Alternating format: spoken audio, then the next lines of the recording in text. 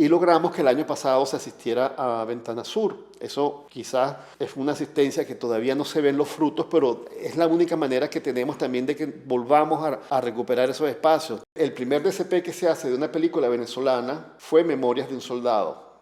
O cómo tú puedes reconocer a un país a través del cine, ¿no? Cómo tú ves esa postura. Y eso por eso es que el cine creo que es tan importante y nos ha dado tanto pues, a los cineastas venezolanos, porque de alguna manera siempre tenemos el país al lado.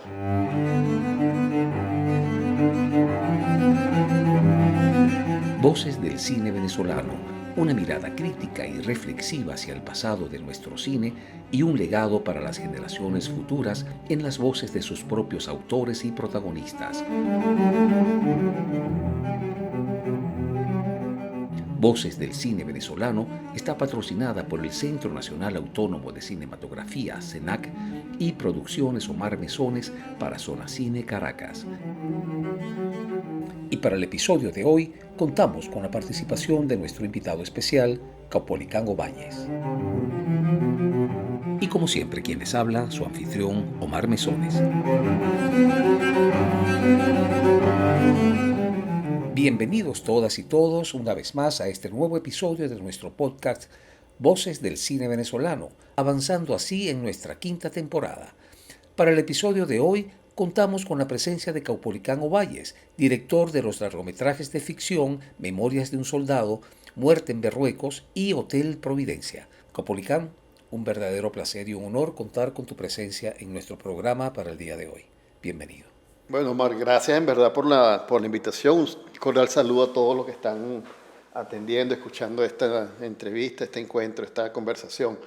Bueno, Caupolicán, me gustaría que comenzáramos nuestra conversación contándonos un poco cómo fue tu infancia, tomando en cuenta que eres hijo de tu homónimo, Caupolicán Obáñez, un reconocido intelectual y escritor venezolano. ¿Eso de alguna manera te marcó? Efectivamente, sí, me afectó inclusive antes de nacer, porque mi padre se va exilado cuando Pérez Jiménez para España y mi madre también. Mi madre era de Barquisimeto, mi padre de Caracas, y se encuentran en Salamanca. Ellos estaban estudiando en Salamanca Derecho y bueno, por las causas del destino evidentemente se casaron allá en Salamanca. Nace mi hermana, que lamentablemente murió hace como 10 años. Y yo prácticamente regreso a Venezuela en la barriga de mi mamá. Ella da luz aquí, en Caracas, cuando deciden regresarse en 1960 después de la caída de Pérez Jiménez. Se quedaron un tiempo allá y regresan. Bueno, yo nazco en Caracas, etcétera, etcétera. Luego mi padre se involucra en la literatura y en la política de los años 60. Y entonces nosotros tenemos que irnos a Barquisimeto, porque a mi padre lo buscan y él huye para Colombia. Tiene que esconderse en Colombia porque escribe un libro que se llama Duerme usted, señor presidente, que lo estaban buscando X para, no sé, para ponerlo preso, lo que sea, pues.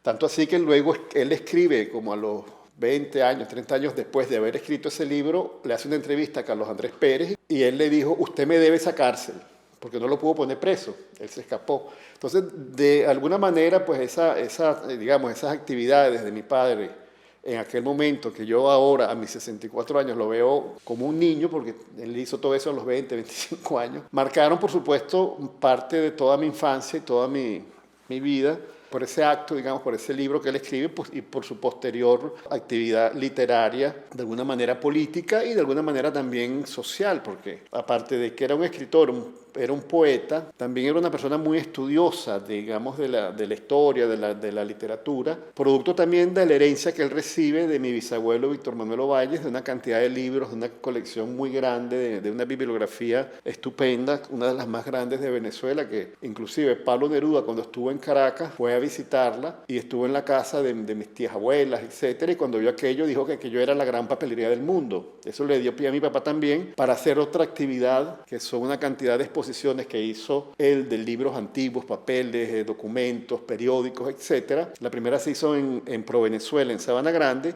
y ese prácticamente fue mi primer trabajo. Tenía 14 años y aquel trabajo era ver ese poco de libros de 1500, 1600 periódicos, etcétera. Es una torre de libros gigante.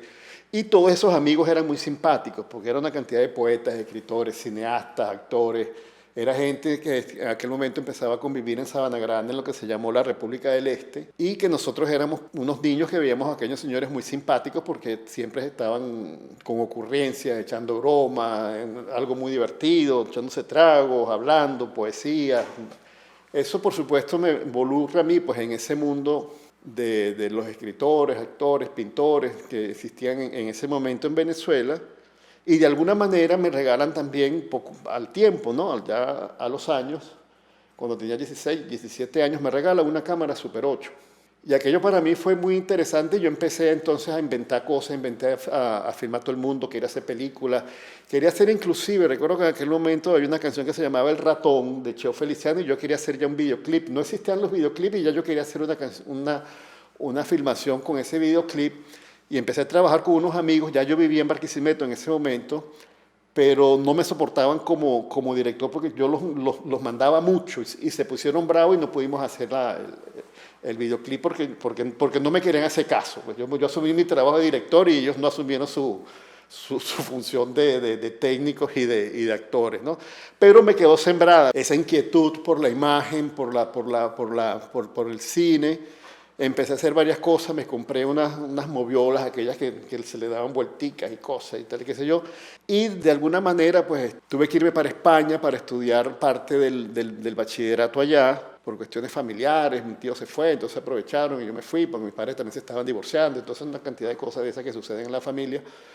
Y luego, cuando regresé a Venezuela, hice rápidamente lo que me faltaba del bachillerato y me fui a vivir a Italia, porque yo quería estudiar cine, pero quería estudiar cine en un sitio vinculado a la cultura, al arte, porque uno estaba como enamorado, pues en aquel momento de ciertas, digamos, reflexiones artísticas y, bueno, Italia con el Renacimiento y toda la cultura europea me llamaba mucho la atención y bueno, pude, no decidí, mis padres me ayudaron, yo no recibí becas en Mariscal Ayacucho, lastimosamente, aunque las busqué bastante, pero no las conseguí.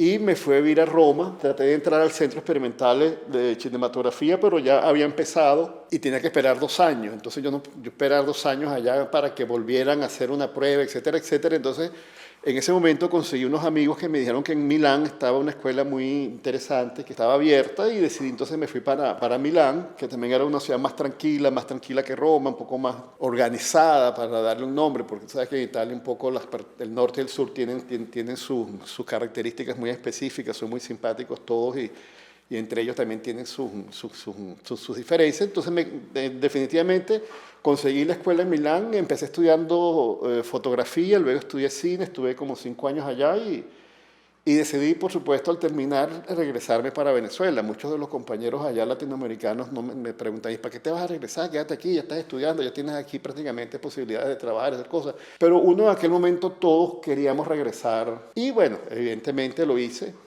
Y ahí fue que comencé. Pues, cuando yo llegué a Caracas era un poco extraño porque yo no había vivido en Caracas. Yo prácticamente había vivido en Barquisimeto, en Madrid y en Milán. Caracas iba a ver a mi papá, a mi familia, etcétera. Empecé a tener mis nuevos amigos.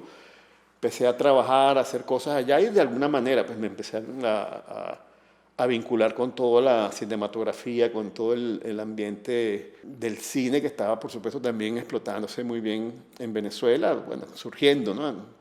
En aquel momento. Y de allí, bueno, prácticamente surgen otras actividades que me llevan otra vez a salir del país. Me voy a Los Ángeles y allá estuve estudiando también fórmulas de organización cinematográfica. Quiero decir, empezaron a salir softwares para hacer desgloses, para hacer planes de rodaje, para escribir guiones. En aquel momento no existían libros sobre guiones, no existían lo que tenemos ahora, que si Maquis o toda esa gran cantidad de estudiosos que se han dedicado a escribir los guiones. Prácticamente habían pocos estudios sobre el guión de cine. Y salieron unos software, recuerdo, que eran para escribir guiones, que se llamaba Screenwriter, y otro que era Dramática, donde más o menos ayudaban pues, a organizar un poco la parte de lo que es el formato, y el Dramática de alguna manera buscaba algunas fórmulas allí para tratar de ajustar dramáticamente las historias. Creo que no funcionó muy bien al final. y después hubo varios intentos para trabajar eso, digamos, de una manera mucho más fuerte. Desde ese momento entonces empecé también a trabajar, a buscar trabajo, por supuesto. Entonces comencé a hacer documentales para Cuadernos Lagobén. En Cuadernos Lagobén fue una gran experiencia porque Cuadernos Lagobén se presenta como una posibilidad de trabajo para muchos y de desarrollar historias y todas vinculadas de alguna manera pues, a la cultura venezolana. Y allí hice uno de mis primeros trabajos basado en un cortometraje que yo había hecho también anteriormente sobre los ferrocarriles en Venezuela. A mí me llega mucho el interés pues, por la historia de Venezuela y en general pues, del mundo, de la historia universal, por esa misma cuestión familiar que nosotros cuando estábamos niños, de repente cuando jugábamos escondidos, estábamos jugando escondidos dentro de unos cuartos llenos de libros, de periódicos viejos, y entonces eran unas cajas, era una casa donde vivían 3 señoras que tenían como 80 años, había otra que tenía como 50, 60 que las cuidaba ella, que era mi tía Margarita, que murió de 100 años, hace como un mes, de 105 años, algo así, murió, eran longevas esas viejas ovalles, y nosotros jugábamos muy escondidos, y entonces siempre teníamos ese vínculo con la historia a través de la familia, a través del padre, por lo tanto yo hice en ese momento un cortometraje que se llamó Los Caminos de Hierro. Perdón, hice el del Ferrocarril Bolívar, que fue el primer ferrocarril que se construyó en Venezuela. Yo lo hice porque cuando yo vivía en Europa viajaba mucho en tren, y cuando llego a Venezuela no tenía un solo tren para donde ir, estaba solamente el que iba de Barquisimeto a Puerto Cabello. Entonces empecé a investigar sobre los ferrocarriles en Venezuela y por supuesto me di cuenta que hubo en un momento una gran cantidad una extensión ferroviaria muy importante. Hice un documental sobre, primero un cortometraje que ganó un premio en el Festival Manuel Trujillo Durán, y luego hice un documental para Lagobén. Y ahí empecé a hacer varios trabajos para Lagobén que fueron muy interesantes, ¿no? Posteriormente mi viaje a Los Ángeles me vinculó con la televisión, porque en aquel momento la televisión venezolana estaba como de mucho auge en el planeta. Venezuela era un gran productor audiovisual. Reventó pues esa producción audiovisual de los venezolanos que invadieron el mundo. Prácticamente no había país de América Latina, del Mediterráneo e inclusive de Asia donde no se vieran las telenovelas venezolanas. Tanto es así que cuando yo vivía en Los Ángeles, a mí la gente me decía, como había tan pocos venezolanos allá, a mí la gente me preguntaba, mire señor, ¿de qué país es usted? Porque usted habla como la gente de la televisión. ¿De dónde salió usted? Usted habla como esa gente que está allí, porque no había venezolanos en la calle. Ahora es al revés, ahora están todos por ahí regados y deben estar cansados de tanto venezolano. Pero en aquel momento no existía. Entonces a mí me llama un amigo de Radio Caracas, Bernardo Granieri, y me pregunta si yo lo puedo ayudar a conseguir el doblaje, porque en aquel momento se quería doblar las telenovelas venezolanas al inglés para llegar a más mercados, sobre todo el mercado asiático, la India, etc., ¿no? Entonces yo empecé a hacer aquel trabajo y conseguí, la gente no entendía cómo era que un pequeño país, un venezolano, querían doblar. En vez de al español, las películas americanas querían más bien doblar los contenidos en castellano al inglés, que eso no lo hacía casi nadie, porque prácticamente la práctica era otra. De todas maneras, bueno, se hicieron unos intentos, no se logró, la misma televisión venezolana sí se desarrolló mucho, Venevisión, todo esto también lograron un mercado muy grande, y yo me fui a Venezuela, después de haber hecho estos estudios en Los Ángeles, a trabajar para Radio Caracas Televisión haciendo archivo criminal. En ese momento yo regreso a Venezuela y empiezo a trabajar en una empresa de Bernardo Granier, el hermano de Marcelo, un productor que hacía doblaje en ese momento en Caracas, una empresa muy importante porque también se doblaba mucho en Venezuela. Venezuela también la voz de los venezolanos era como la voz de América, todos querían imitar el sonido, las voces de los venezolanos. De Iván Locher, una cantidad de locutores que salieron allí y fueron la voz de HBO, de Sony, etcétera, etcétera. Entonces empecé a organizar la producción de Archivo Criminal, que era un programa que se hacía internamente en Radio Caracas Televisión bajo en la gerencia de informativos a cargo de Eduardo Zapene. La idea era darle un poco de salida al programa que fuese más cinematográfico. Entonces ellos prácticamente me contratan y yo empiezo a trabajar. En aquel momento hacíamos un programa cada 2 meses. Entonces empezábamos a trabajar y empecé a involucrar gente de cine en la producción, realización de los programas. En el principio, bueno, Era lo que ahora se llama el showrunner. Yo prácticamente hacía el guión, la dirección, la producción, todas esas cosas. Y poco a poco fuimos ampliando el personal, el presupuesto se mejoró y empezamos a contratar más gente. El programa tuvo mayor, digamos, audiencia, entonces también era de interés, por supuesto, del canal tener un programa con más audiencia hasta que el programa empezó a salir mensualmente y llegamos a una producción semanal de Archivo Criminal. Archivo Criminal se transforma de alguna manera como en una escuela de cine de una gran cantidad de jóvenes venezolanos, actores, técnicos, sonidistas, camarógrafos, etcétera, porque allí tenían una posibilidad de desarrollar sus capacidades técnicas. Muchos habían estudiado afuera o habían estudiado en Venezuela o tenían interés, pasión, etcétera, y era gente que de verdad muy loable, de la cual yo me siento muy orgulloso de haber trabajado con todos, porque era un trabajón. A veces trabajamos 12, 13 horas diarias y todo el mundo tranquilo en su semana, dándole. Y hicimos 200 unitarios. Y te digo, al principio yo tenía que hacer, era como un showrunner que hacía muchas cosas, pero después fue muy complicado, por supuesto. Y allí tuvimos, bueno, muchos directores, muchos productores, sonidistas, fotógrafos, que se foguearon allí y todos vinculados al cine, pues trabajábamos más como si estuviéramos, por supuesto, en campo con cine. Yo traje de todas maneras, en un momento dado, 2, 3 cámaras, pero las usábamos más al estilo cinematográfico, no eran ponchadas, eran prácticamente cámaras que las movíamos, iluminábamos para cine, etcétera, etcétera, y eso le daba al programa una característica diferente que fue mejorando también en la calidad. Al principio el programa se hacía inclusive con actores desconocidos, que muchas veces no eran actores, sino que era gente que parecía de la parte de los crímenes. Entonces yo más o menos, yo también cambié todo eso y empecé a meter actores de verdad para que fuesen más creíbles, y el programa después, de alguna forma, pues se transformó en un programa de mayor rating, de mayor vistos en la televisión venezolana, que todavía se pueden ver en algunos canales, algunas plataformas en el mundo. Actualmente creo que está en la plataforma ViX, que pertenece a Televisa y a Univisión, y se pueden ver en toda América Latina. O sea, es un programa que todavía está vigente y lo puedes ver. Eso fue un poco de esos inicios con la televisión, vinculado siempre con el cine. Y empecé entonces a trabajar en lo que era la producción de cine también, con películas internacionales.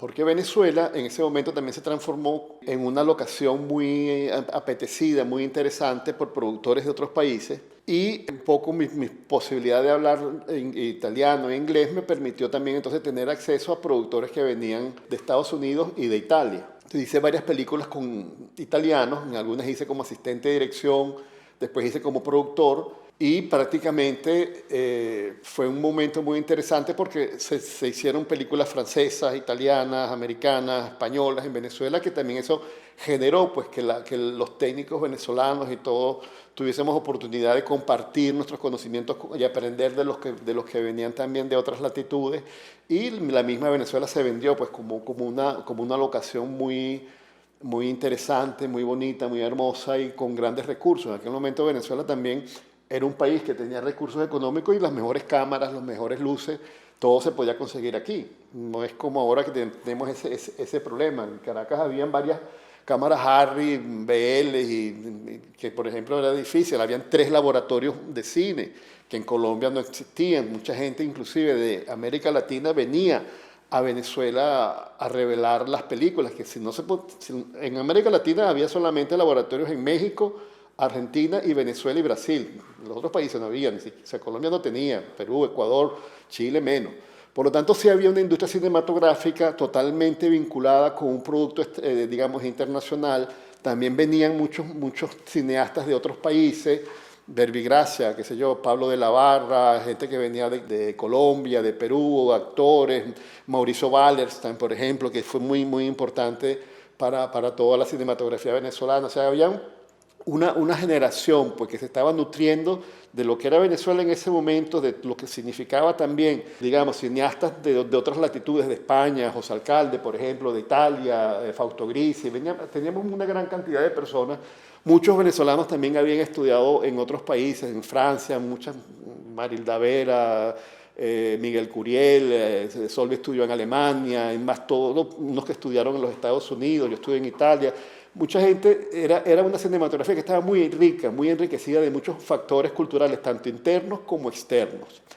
Y eso, por supuesto, generó una apuesta cinematográfica que ya posteriormente se notaba, se veía, pues, y que todavía pues eso es vestigio de lo que ha sido toda esa trayectoria, digamos, de ese mundo que empieza de alguna manera hacia atrás, pero que se vincula mucho con la producción de televisión que se da en los años 70, 80, que se vincula mucho con la capacidad que también tienen muchos venezolanos de aprender y de recibir lo que venían de afuera, y también, por supuesto, con la creación del SENAC, que entonces ya cuando el SENAC aparece, entonces ya tenemos un ente que nos ayuda a la creación, digamos, de las películas con un apoyo mucho más grande. Yo pertenezco más a la generación del SENAC que a la de Foncine, pero cuando hubo Foncine, cuando estaba Foncine, también allí empezó todo eso y se habla mucho, por supuesto, de esos primeros años.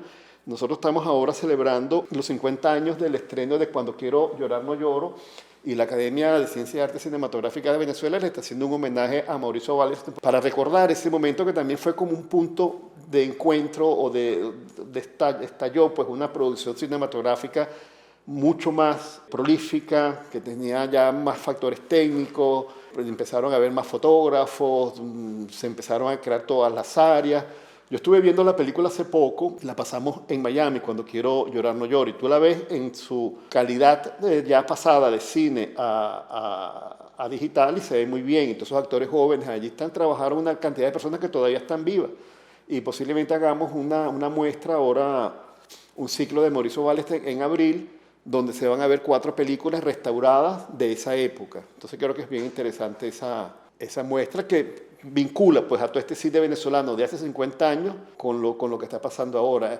En Miami fue bien interesante porque pasaron Cuando quiero llorar no lloro en la mañana y en la tarde pasaron Simón, que inclusive a nivel, digamos, político, social, es bien interesante como una película, Cuando quiero llorar no lloro, que toca una época muy particular de la Venezuela, y después en la tarde la gente ve 50 años después otras películas que toman otra época particular de Venezuela, independientemente de que le pueda gustar a cada quien una o no las películas, pero sí son interesantes esa evolución pues temática, o cómo tú puedes reconocer a un país a través del cine, ¿no? Cómo tú ves esa postura. Y eso por eso es que el cine creo que es tan importante y nos ha dado tanto pues, a los cineastas venezolanos, porque de alguna manera siempre tenemos el país al lado, independientemente también de que mucha, por ejemplo, gente trabaje en lo que es comedia o hasta el mismo cine más íntimo, siempre es un reflejo de la gente y del país.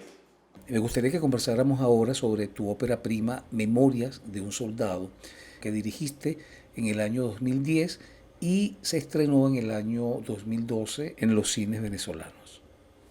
Luego de haber participado en varios concursos del SENAC, presentando Memorias de un soldado, finalmente me la aprueban, gracias a Dios. Yo estaba, por cierto, en aquel momento fuera de Venezuela y me llama, creo que fue Dacha Nazoa, que estaban en el comité ejecutivo. Me dice, mira, acá pues tenemos una noticia.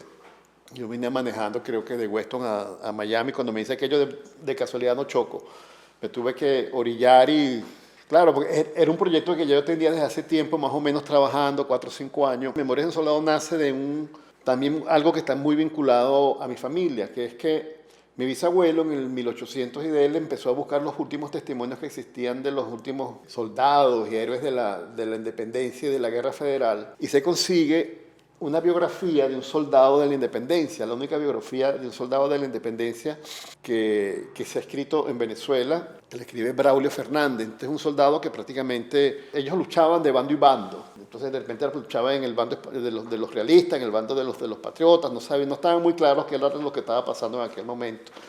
Y eso a mí me causó mucho interés. Posteriormente mi padre publica ese libro en 1967. Yo era un niño, por supuesto, no recordaba mucho, pero me causó mucha gracia que lo publicó con todas las foticos, como los facsímiles publicados así en una página, y aquello me recordaba a mí como a los suplementos.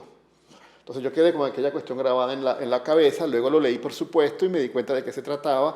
Conjuntamente con Edgar Narváez trabajamos un guión basado en esa historia de la biografía de Braulio Fernández, pero le agregamos todos los elementos que existían alrededor de cómo era esa Venezuela de entonces, con otros libros y otros testimonios que existían, y vinculándolo también de alguna manera al drama, digamos, romántico, para que tuviese también cabida dentro del público. No queramos hacer algo muy duro, muy histórico, sino más bien que tuviese más elementos cinematográficos para vincularse con el público. Efectivamente, bueno, hicimos la película, tuvimos un gran apoyo de todos los organismos que en aquel momento estaban en Venezuela vinculados a la producción cinematográfica. En aquel momento había una especie de transición de lo que era la producción de cine en digital y en celuloide. En Venezuela en aquel momento hubo problemas para traer películas y tuvimos que hacerla entonces con unas cámaras digitales de alta resolución que había comprado la Villa del Cine. Una especie de cine alta, pero la de mayor resolución. Una cámara que costaba un dineral en ese momento. O sea, habían como 3 o 4 en América Latina nada más. Entonces usamos esa cámara y Vitelbo, Vitelbo Vázquez, que fue el director de fotografía, hizo un gran trabajo con ella. Posteriormente, ese material se trasladó a cine, porque pasaba que entonces que en las salas de cine no tenían los proyectores. Porque ahí pasó entonces también que empezamos también a trabajar con los DCP. Había pocos proyectores DCP y empezaron a llegar películas DCP que mandaban los grandes majors de las películas comerciales. Entonces, prácticamente tuvimos que hacer esa proyección en 35, pero yo también, en ese momento yo le había pedido a Ibermedia también una ayuda para hacer la postproducción y la conseguí. Entonces me fui a hacer el DCP para Nueva York. Entonces, prácticamente el primer DCP que se hace de una película venezolana fue Memorias de un Soldado. Luego el primer DCP que se hace en Venezuela para una película venezolana, porque en Venezuela no se hacían DCP, era muy complicado. En Estados Unidos lo hacían 2 o 3 sitios nada más. Yo estuve buscando todo esto, estuve en Argentina, estuve en Colombia tampoco había, en México. En Argentina habían 2 o 3 sitios, en Colombia no había, en México habían 2 o 3, en Estados Unidos habían como 5. Entonces yo me fui a la Dolby de Nueva York e hicimos ese DCP, que como te digo, fue el primer DCP de una película venezolana, y estrenamos la película con 2 copias en DCP y 6 copias en 35 milímetros.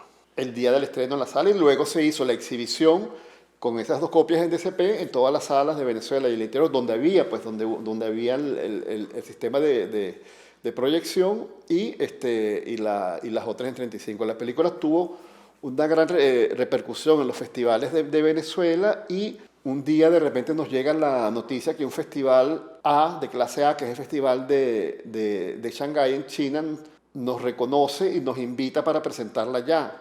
Cuando yo le presento esto en escenario, nadie creía, porque decía, ¿cómo es posible que de dónde salió esta película que está allá en el Festival de Shanghái? Juan Carlos Lozada, que era el presidente, por supuesto, en ese momento del Senado, y Alizar Dada me miraban así como si yo fuera un mentiroso. No vale, sí, es verdad, aquí está, pero ¿cómo es eso, chico? Entonces, bueno, fue muy, muy, muy interesante, porque entonces también pudimos ir a China, hicimos un viaje muy, muy hermoso a Shanghái para mostrar la película. Era muy interesante para nosotros, porque nos fuimos parte del equipo técnico, bueno, los productores y los actores, y cuando nosotros veíamos las reacciones de los chinos a ciertas emociones o a ciertas reacciones que nosotros pensábamos que para ellos iba a ser risa, sonrisa era al revés, a veces se reían de cosas que no entendíamos y se ponían muy serios cuando tenían que sonreírse. Entonces, y bueno, aquello era muy, muy particular, por supuesto. 10 días en Shanghái, y después le hicimos un estreno especial para la Embajada de Venezuela en Pekín. O sea que fue bien interesante esa película para nosotros.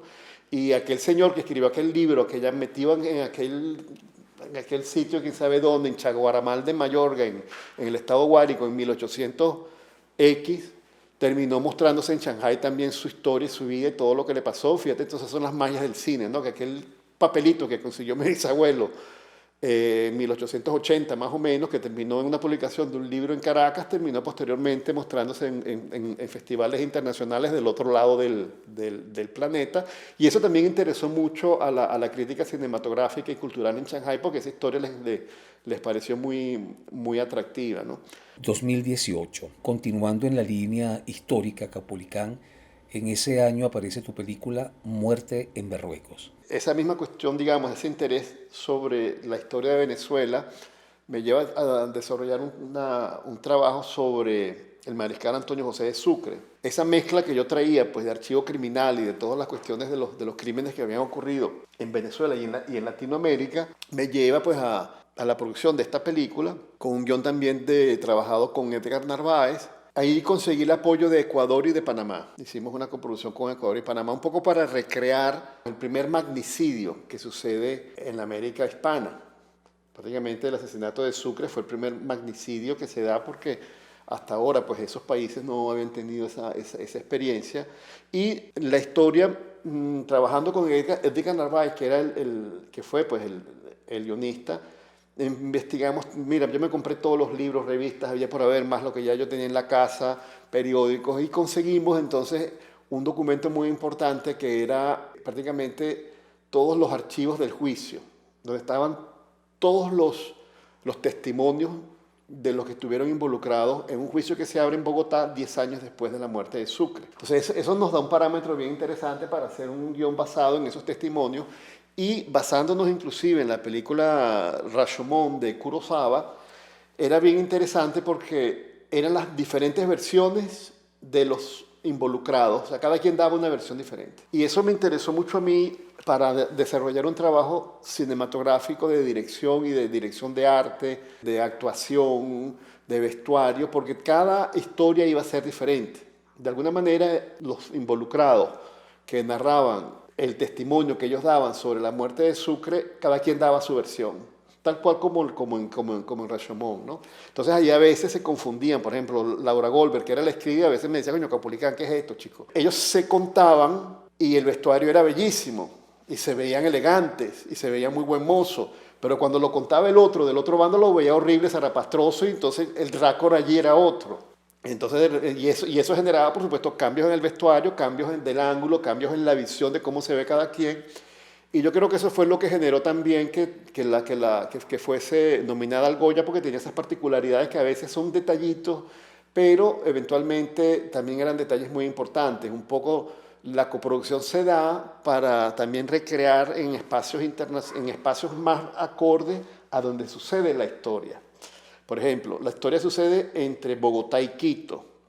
Bogotá y Quito son dos ciudades hermosísimas y que tienen una arquitectura que no se encuentra en Venezuela. O sea, Venezuela, si tú te pones a visitar América Latina, América Hispana, prácticamente Venezuela, Caracas era una ciudad que no pasaba de un piso, eran casas que no pasan de un piso en algunos lugares y la Plaza Bolívar de repente tenía 2 pisitos allí.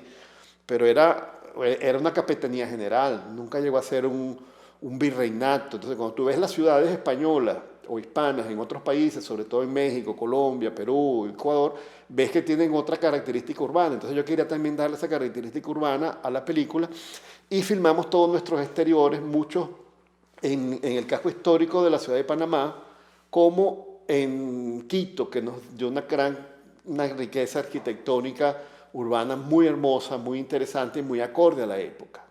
Hicimos un trabajo de búsqueda de locaciones importantes, tuvimos también, el SENAC nos aprobó el desarrollo de proyectos y estuve en Colombia, en México, en Panamá, buscando locaciones para la película. Definitivamente, posteriormente conseguimos una coproducción con Panamá y con Ecuador y desarrollamos los exteriores urbanos en el casco histórico de la ciudad de Panamá, para recrear lo que era prácticamente Bogotá, que tiene mucho parecido a la zona, digamos, de la Candelaria, y todas esas edificaciones históricas de Quito, sí se hicieron en Quito, con los exteriores, porque esa era la ciudad hacia donde iba Sucre. Sucre prácticamente iba a ir de Bogotá a Quito y lo matan en Berruecos. Entonces, todo el trayecto que iba a ser de Bogotá a Quito, sí lo hicimos en los Andes venezolanos, lo hicimos en Mérida, que es muy parecido, por supuesto. Ahí sí es verdad que no tuvimos problemas, más bien fue muy rico haberlo hecho allí. Contamos con unas locaciones maravillosas y un apoyo de la gente excelente. Y prácticamente los interiores los hicimos en Caracas, en la hacienda Izcaragua, donde está el Club Izcaragua, y ahí también un trabajo extraordinario que hizo Diego Rísquez. Esa fue la última película que Diego Rísquez hizo como dirección de arte, que luego fue galardonada en el Festival de Guayaquil y en los premios de la Academia como mejor dirección de arte.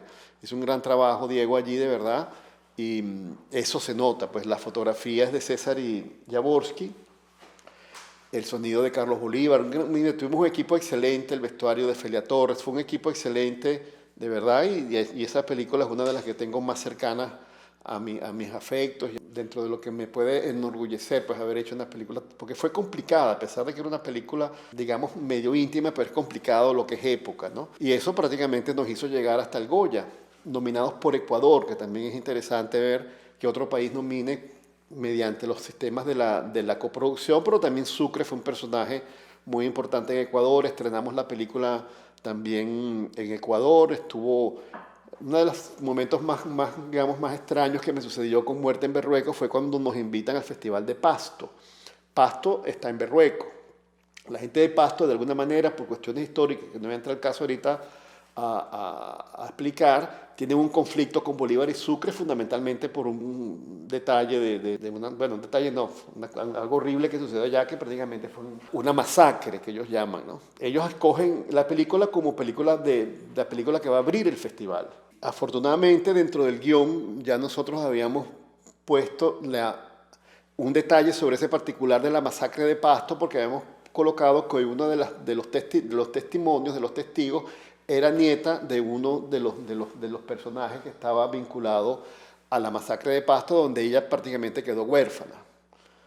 Y cuando ellos vieron ese detalle, el público, porque ya por supuesto los organizadores de la película ya lo sabían, el público nos aplaudió muchísimo, o sea, porque la película dio sí como una visión de todos los puntos de vista, pues no nos centramos en discriminar o colocar cosas que fuesen más heroicas o menos, sino más bien tratar de ser muy cercanos pues, a esa realidad que nos la dio ese documento que conseguimos, que fue prácticamente el archivo de todos los testimonios que hubo, y Narváez se encargó allí, Edgar, de hacer un gran trabajo, digamos, de armarlo, ¿no?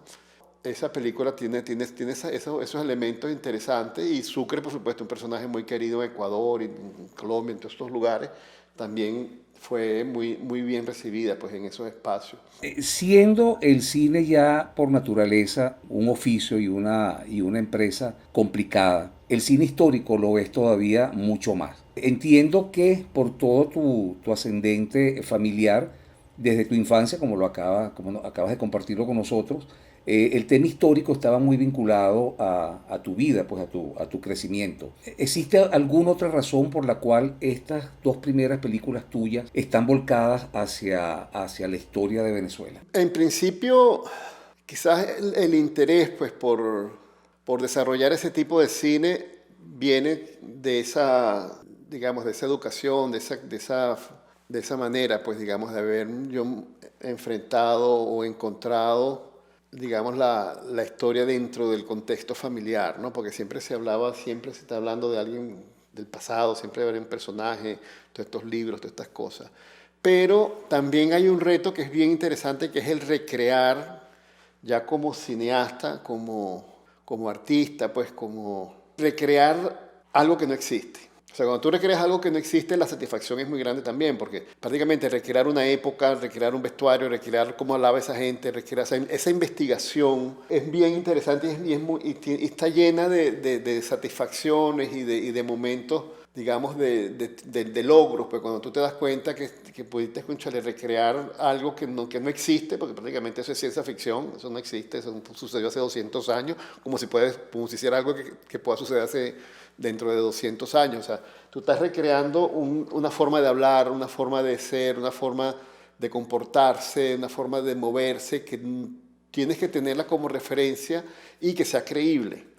Entonces eso como cineasta también te da una cantidad de satisfacciones en todos los géneros, porque entonces tú estás trabajando con la vestuarista que está contenta con lo que está haciendo, el director de arte buscando todos esos elementos, el fotógrafo tratando de que la fotografía, nosotros por ejemplo queríamos que eso tuviese muchos vínculos en algún momento con los grandes pintores venezolanos del siglo XIX. Entonces es una investigación que también te llena de interés, satisfacciones, y independientemente digamos, del factor cultural histórico, también hay un factor digamos, creativo, que es muy rico, de verdad, y que lo mejor es que la gran cantidad de personas que trabajan contigo se abocan a ello. Por ejemplo, Eric Wilpre, cuando estaba tratando de interpretar al personaje, él se puso a investigar los acentos, cómo hablaban aquí, cómo hablaban allá, cómo se hacía atrás. Entonces también tuvimos que recrear cómo la gente podía hablar. Fíjate, por ejemplo, casi todos los actores, en el caso de Memorias de un soldado,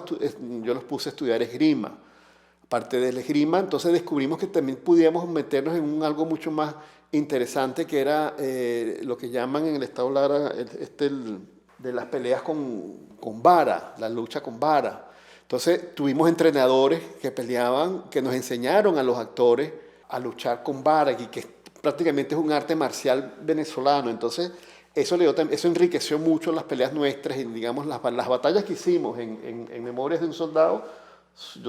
Me siento muy orgulloso porque son de las mejores que se han hecho, yo creo, en el cine venezolano, porque fueron muy trabajadas, muy estudiadas. La gente, todos los técnicos se votaron en hacerla lo mejor posible. Los actores, tuve que decirle a los actores que se quedaran tranquilos porque me daba miedo que se cayeran. Sí creo que la satisfacción pues, de la creación cinematográfica es un elemento muy importante para todos nosotros, porque eso te llena, qué sé yo, de adrenalina, de serotonina, de oxitocina, de cualquier de esas ginas que ahora dicen que son muy buenas para el comportamiento humano. Caupolicán, luego de la experiencia de estas dos películas históricas, saltas un tema totalmente contemporáneo con tu película Hotel Providencia. Con Hotel Providencia prácticamente regreso al siglo, ¿no? A lo contemporáneo, manteniendo un poco el esquema de trabajar los thrillers y los elementos, digamos, vinculados a lo criminal, a lo policial. Se me presenta la oportunidad, llego a unos acuerdos internacionales en Estados Unidos y en Colombia.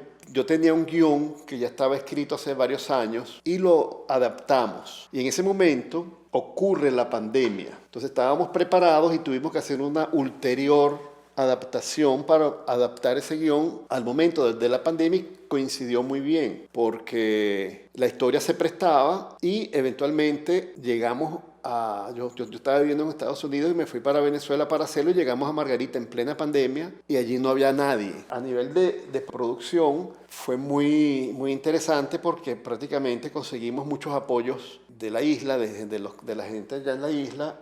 Era complicado la cuestión de los traslados porque eran esas semanas que se podía viajar, unos sí y una no, entonces habían unos enredos, tampoco había gasolina, pero en la parte de producción fue muy interesante y en la parte de trabajo de actores también fue interesante porque fue una película íntima, pequeña, con pocos actores, con pocos técnicos, pequeñita en comparación a las otras dos que ya había hecho, por supuesto. Pero era bien interesante porque ese conflicto familiar en medio de una tragedia, digamos, urbana muy grande que era la pandemia, y cómo el ser humano, de alguna manera, a través de sus equivocaciones y de sus errores, llega a situaciones que son incomprensibles, ¿no? Entonces un poco por allí Hotel Providencia toca esos dramas de la vida real, de los seres humanos que muchas veces no sabes que te van a llevar para allá, y que un factor como un factor externo, que puede ser este elemento de la pandemia, puede multiplicar una cantidad de elementos psicológicos internos que te llevan a un caos, ¿no? Que es un poco lo que plantea Hotel Providencia. No les voy a echar cuento para que el que no la haya visto la vaya a ver en cualquier momento, que está en cartelera en este momento en los Estados Unidos, en las plataformas en los Estados Unidos.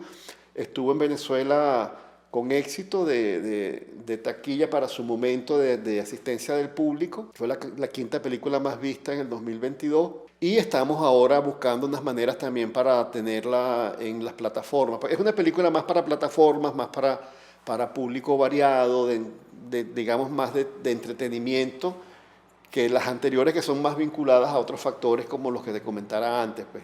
Aquí prácticamente es una película más de público comercial. Las otras quizás no son tanto. Las películas históricas generalmente alejan al público porque, bueno, no sé por qué. Fue muy satisfactorio hacerla, los actores excelentes, el trabajo con Sócrates, con Adelina, y fue muy, muy, muy, muy, muy satisfactorio.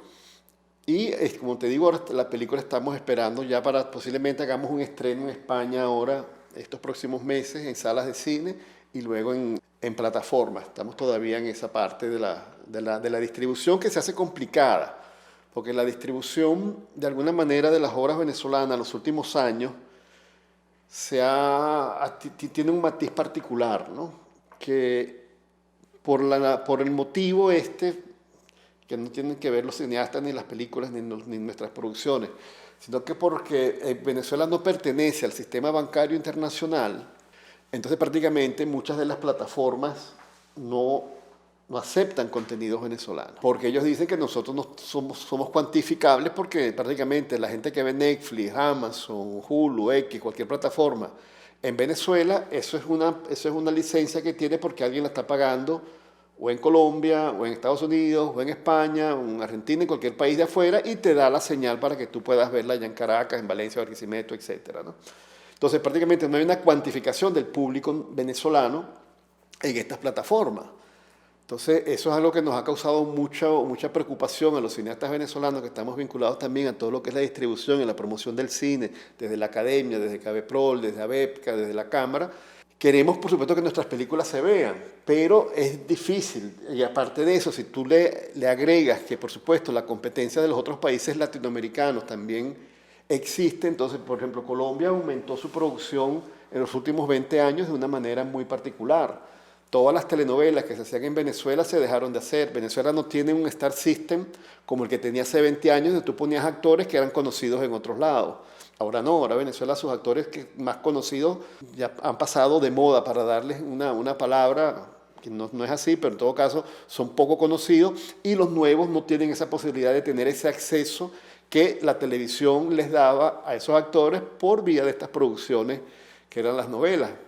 Nosotros, en este caso, Venezuela estuviese haciendo una cantidad de series para Netflix, pero no las hace porque toda su capacidad, digamos, audiovisual que tuvo ya no existe. O sea, no existe Radio Caracas Televisión, no existe Venevisión. Tú vas a esos espacios y te encuentras con un museo gigante. Yo estuve en Venevisión y en Radio Caracas el año pasado, antepasado, y lo que te da es grima, te da cosa, porque tú ves aquellos espacios que fueron un momento los centros de televisión del mundo, al menos del mundo latinoamericano, y que se vendieron por Europa, Asia, etcétera, con historias que llegan hasta el Guinness, el caso de Cassandra, pero ahora nuestras producciones no se logran ni vender, ni nuestros actores interesan en las producciones internacionales, aunque sí hay muchos actores venezolanos que están por allá, pero te están buscando, por ejemplo, muchos venezolanos ahora están tratando de meter un actor colombiano, un actor mexicano, un actor de otro país, para que sus películas también tengan acceso a esa distribución internacional, que me parece injusto, porque si tú te pones a ver, eventualmente, pues el caso, que es un ejemplo que yo siempre pongo, en el caso de que digan, okay, que Venezuela no paga Netflix, no paga Hulu, no paga Amazon, no paga ninguna plataforma, pero sí las ve, porque muchos venezolanos las ven por medio de sus familiares. Después están estos 7 millones de venezolanos que están regados por todo el planeta, que también pueden verlas. Y si tú le agregas a esos 7 millones de venezolanos que están regados por todo el planeta, un amigo, una novia, un enemigo, lo que sea, eso lo puedes multiplicar por 10, 15, 20 millones de personas que pueden estar interesadas en ver estos contenidos, bien sea en México, en Colombia, en Chile, en España, en Estados Unidos, donde estén. Por lo tanto, yo creo que las plataformas, con estas fórmulas, digamos, que tienen ahora de estudio, ¿no? Digamos que si el sistema no me permite cuantificar lo que los venezolanos pueden ver, entonces eso nos ha hecho un daño, porque eventualmente no estamos cuantificados. Es importante para nosotros también, inclusive desde la academia estamos trabajando eso, de romper ese tabú, porque prácticamente es un muro que nos tienen. Cada vez que vamos a vender una película es difícil lograr esa posibilidad, pues, de distribución. Nuestras producciones también tienen que mejorar, pero tampoco tenemos los recursos que tienen otros países. Tú vas ahora a Colombia, Chile, Perú, y ellos tienen más recursos de los que tenemos nosotros ahora, cuando Venezuela fue siempre uno de los principales puntas de lanza en la producción, tanto técnica como dramática. Por lo tanto, eso se nota, pues se nota. Si tú te metes ahorita en Netflix y buscas una película venezolana, no hay ninguna. Series, menos. Antes, que éramos los productores de series por excelencia, las telenovelas ahora no tenemos ni medias, no existen, pues, telenovelas menos.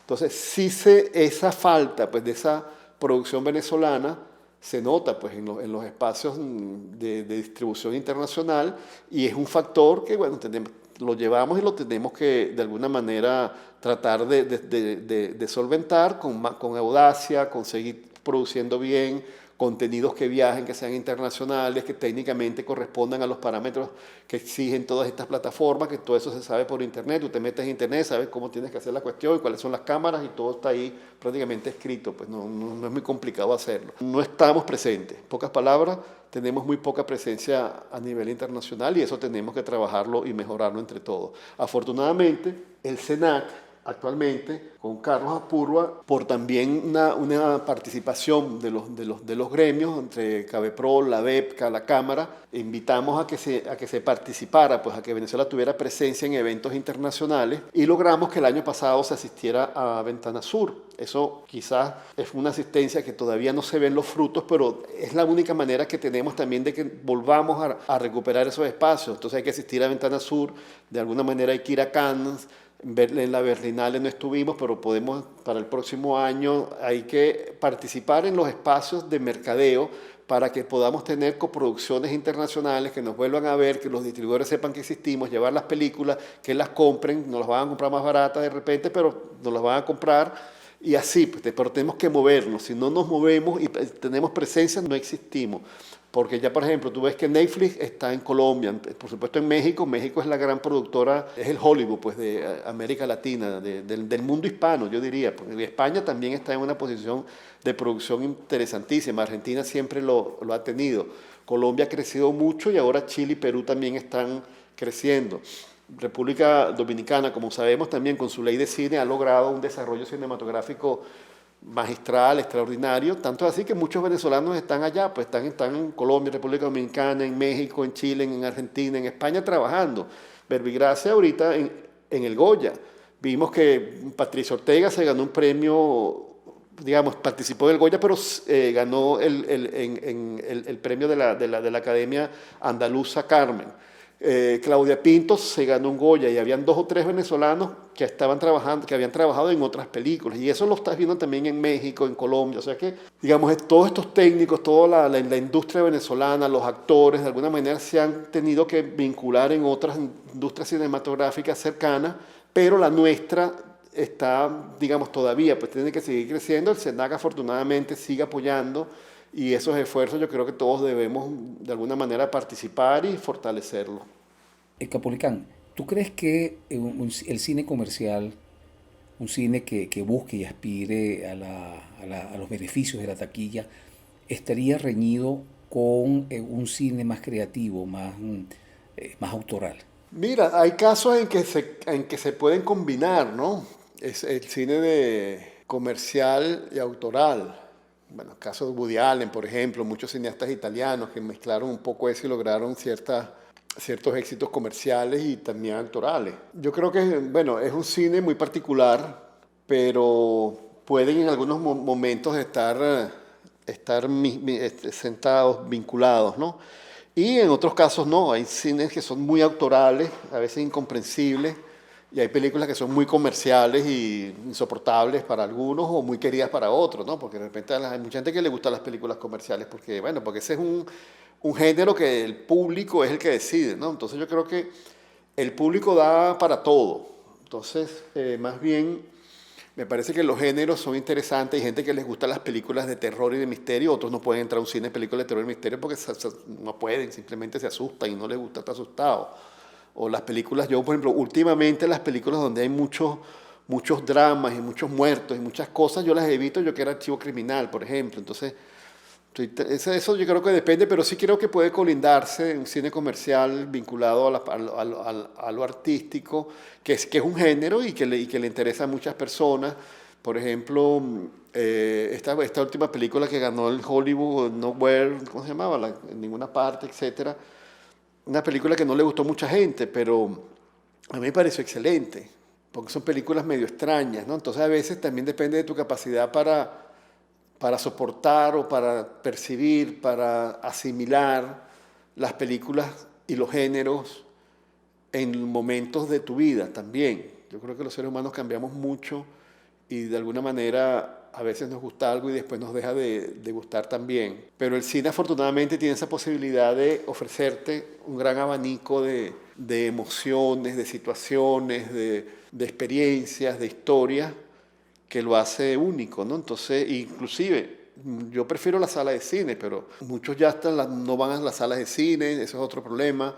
Hay películas yo prefiero verlas en salas de cine, y gente que puede ver la película en un celular. Bueno, yo la puedo ver también, pero no la disfrutaría, pues, como sería. Hace pocos momentos mencionaste que había unas películas de Mauricio Wallenstein que se habían restaurado. Tomo esto como una gran noticia porque realmente no es la norma ni es lo común dentro del cine venezolano que los que somos, bueno, mucho más que seguidores, amantes de este cine, bueno, vemos con preocupación muchas de las películas venezolanas pueden estar condenadas a muerte o al olvido, pues que vamos a tener referencias de películas, bueno, por alguna acotación de un análisis cinematográfico, referencias históricas reseñadas en libros. En ese sentido, te pregunto, ¿cómo ves tú el problema de la conservación del cine venezolano? No solamente como cineasta, sino también como, bueno, tú has tenido posiciones que han tenido injerencia en política cinematográfica, como cuando fuiste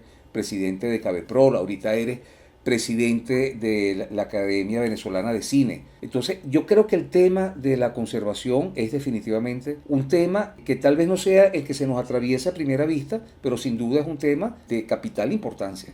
Sí, es muy importante, ya que tú nombras a Cabeprol y la academia, por supuesto, nuestra intención en referente a la conservación y rescate, porque son dos cosas también que van unidas, del cine venezolano ha sido siempre una pauta nuestra. Cuando yo era presidente de Cabeprol, presentamos un proyecto al SENAC para comprar un telecine que en aquel momento no costaba mucho, el SENAC tenía dinero, no se compró por factores X, quizás no llegó X, no entraré en el detalle, pero sí presentamos un proyecto que implicaba dos cosas, porque nosotros visitamos, investigamos pues lo que se había hecho en Venezuela en aquel momento, y había un telecine muy importante, de muy buenas características técnicas, que estaba en el Archivo Fílmico de la Nación, allá en la Plaza del Panteón, la Cinemateca, que lo gerenciaba Oscar Garbizo, y él estaba allá con varias personas y nosotros lo vimos, y le presentamos un proyecto al SENAC para comprar otro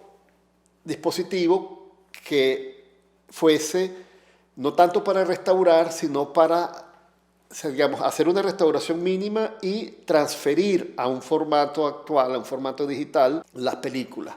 Entonces se podía hacer un trabajo que empezara con las más deterioradas y con las que estuvieran en mejor calidad. Era como una especie de apretujo que íbamos a hacer allí, pero no se pudo hacer. Es una lástima porque la calidad de las películas cada vez es peor, el deterioro aumenta, y a eso se le suma un factor importante que mucha gente tampoco, o muchos o sea, no consideran, y que tenemos también que ponerlo en el tapete, que es que no son solo las películas hechas en cine, en celuloide. También las mismas películas que se hicieron en digital se están perdiendo, porque no hay unos másters que estén bien protegidos, los discos duros duran menos que la misma película. Entonces, muchas de las películas que se hicieron posteriores a la época del cine, digamos, de celuloide, también se han perdido. No es que se vayan a perder, ya se han perdido varias. Hay películas que no tienen máster, que tú tienes que estar prácticamente renovando tu máster cada tanto tiempo. Yo, por ejemplo, yo hice Memorias de un soldado en una calidad técnica que manejaba ciertos parámetros. Yo le hago cada tanto tiempo, la convierto en un formato actual, la cambio de disco duro. Tengo 3 copias mínimo guardadas en sitios diferentes. Entonces, hay ya películas que se han perdido de la época del cine celuloide, ya se están perdidas. De la época de esta época actual digital, ya hay otras que están perdidas, y lo que tenemos que seguir tratando de incentivar el rescate. ¿Por qué también trajimos las películas de Mauricio? Primero, Mauricio se llevó estas películas hace como 10, 12 años para México. Como bien sabe, él viene de una familia mexicana muy vinculada al cine. Su padre lo llamaban el zar. Y por supuesto tiene un vínculo muy estrecho con todo lo que es el cine mexicano. Y él afortunadamente se las llevó antes de morir, por supuesto, hace como 15 años. Estaba Juan Carlos Lozada, por supuesto, en el SENAC, y él las pudo restaurar, transferir a digital en ese momento. Nosotros, cuando nos pusimos de acuerdo con el distribuidor de las películas y le planteamos la posibilidad de que nos prestase algunas copias de las películas de Mauricio, y logramos 4. Las otras las tienen otros dueños, no hemos llegado porque los intereses, los dueños, la cosa. Siempre los derechos de las películas generan conflictos, inclusive después que se muere el cineasta, peor, porque entonces son los hijos, la esposa, el amigo, el coproductor, cualquier cosa que esté en el contrato influye.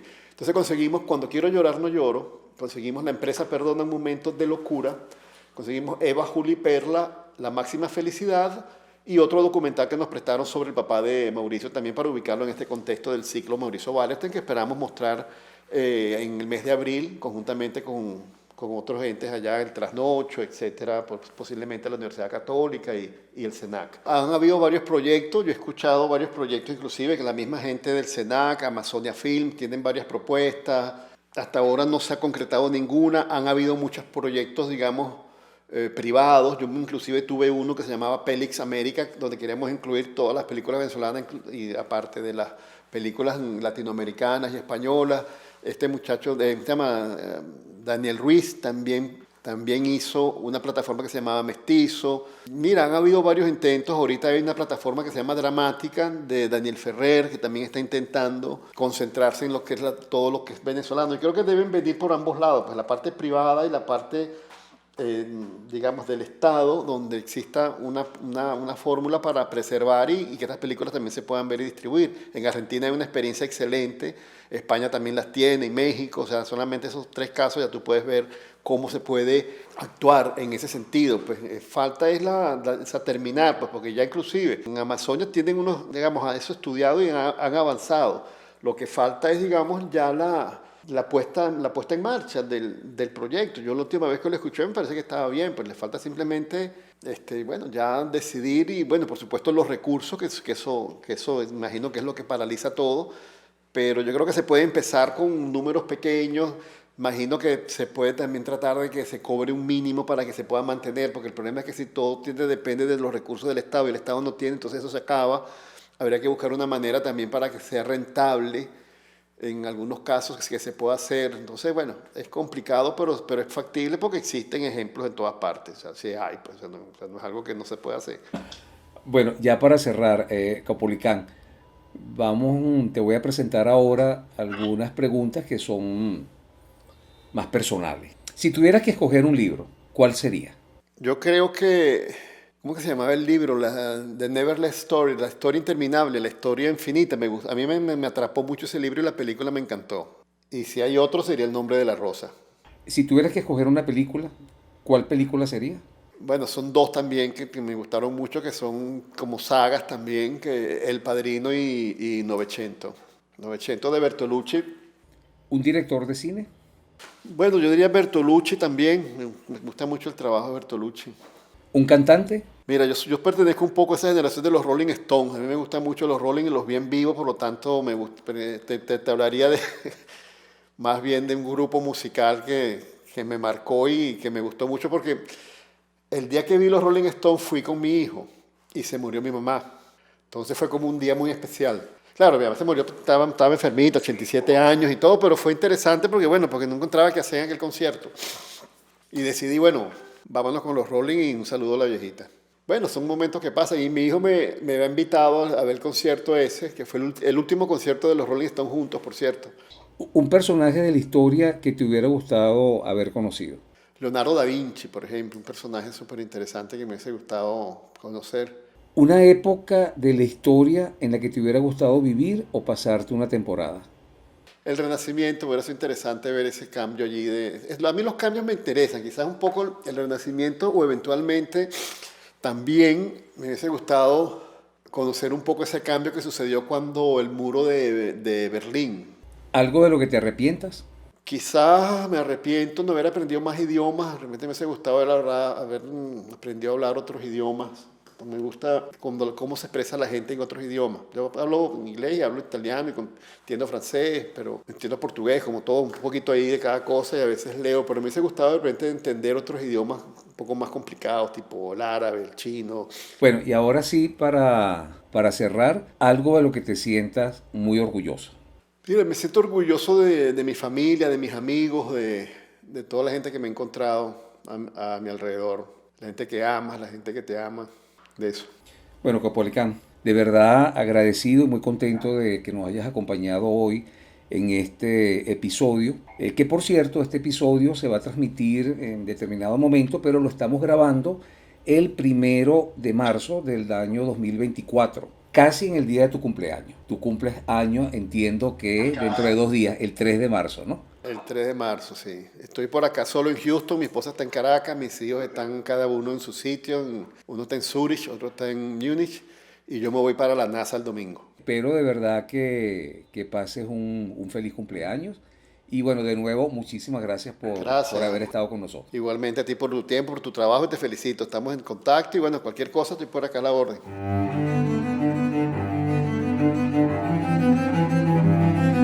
Voces del cine venezolano, una mirada crítica y reflexiva hacia el pasado de nuestro cine y un legado para las generaciones futuras en las voces de sus propios autores y protagonistas.